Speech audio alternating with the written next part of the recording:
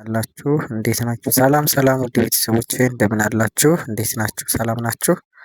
እኔ እግዚአብሔር ይመስገን በጣም ደህና ነኝ። እንግዲህ ለሶስት ቀናት ተከታታይ ቀናት ታላቅ መንፈሳዊ ጉባኤ በሐዋሳ ደብረ ብርሃን ቅዱስ እግዚአብሔር አብ ቤተክርስቲያን አዘጋጅተን ነበረ። እንግዲህ ጉባኤው በጣም ደስ ይል ነበር። እውነት ለመናገር ያው ድካም ልፋት ቢኖረውም አንድ ነገር ስኬታማ ለማድረግ መልፋት መውጣት መውረድ ይኖራል። ክርስትና ድካም አለው። ዝም ብሎ ቁጭ ተብሎ የሚጸደቅ አይደለም። በልፋት በድካም ነው። ቅዱስ ጳውሎስ እንደተናገረው እስመ በብዙ ጻማ ወድካም ሀለወነ ንባ ውስተ መንግስተ እግዚአብሔር፣ እግዚአብሔርን መንግስት በብዙ ድካም በብዙ ውጣ ውረድ እንወርሰዋለን እንዳለ መንግስቱን የምንወርሰው በብዙ ድካምና ውጣ ውረድ ነውና እንግዲህ በጣም ደስ የሚል ጉባኤ ነበረን፣ ያለምንም ፈተና ማለት ነው።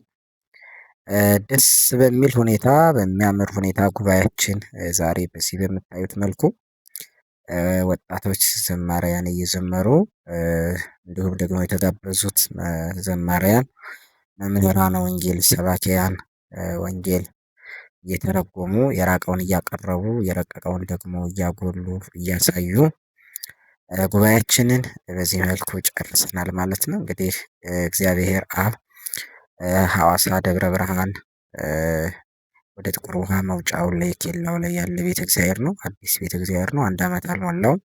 ይህንን ቪዲዮ የምትመለከቱ በሙሉ በአጠቃላይ ማለት ነው ቤተክርስቲያኑን በሐዋሳ ዙሪያ ያላችሁ በተለይ ምዕመናን በትኩረት እንድትከታተሉ ቦታውን እየመጣችሁ እንድታዩ፣ ሶሻል ሚዲያ ያላችሁም እንዲሁ ደግሞ ቤተክርስቲያኑን በማስተዋወቅ ፕሮሞሽን በመስራት አንዳንድ ነገሮችን ልናግዝ ይገባል። ቤተክርስቲያን በእኔ በእናንተ አንደበት እና በእኔ በእናንተ በተሰጠን ነገር ላይ ነው የተሰራችው።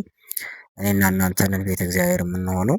ስለዚህ እኛ ደግሞ ራሳችንን መጣል ስለሌለብን ጉባኤያችንን ድጋሚ እንዲቀጥል ማበረታታት እንድንበረታ፣ ጉባኤው ታላላቅ ወጣቶች፣ ሰንበት ትምህርት ቤት ማህበራት፣ ልዩ ልዩ ደግሞ ነገሮች እንዲፈጠሩና በዚያም ደግሞ ውጤታማ እንድንሆን ማለት ነው። ስለዚህ ውድ ቤተሰቦች እሱን አስተዋጽኦ እንድታደርጉ ነው።